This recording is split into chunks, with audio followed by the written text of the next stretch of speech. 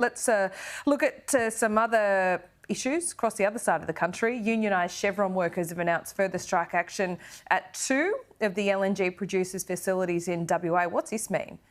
Well, this is basically they're announcing they are going to go on strike. So they've already announced strikes commencing on Thursday for 10-hour rolling stoppages for a week. And then just this morning or overnight, the union has announced further strikes starting for next week that will be 24-hour rolling stoppages from next week on the 14th of September for a further 2 weeks. So basically, this is the union putting a lot of pressure on Chevron to try and basically boost their pay. This is what we saw. The same union took this strike action, similar action with Woodside.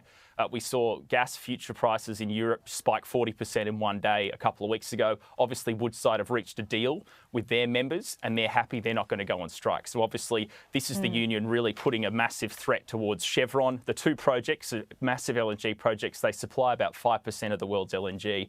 So they are very large. So basically, it's putting pressure on Chevron to boost wages. And if they do boost wages, obviously, they'll take the strike action away. So it remains to be seen whether it goes ahead, and it would be very serious if it did go ahead, because it will be cutting 5% of the world's LNG out of the market for a short period of time while the strikes are ongoing.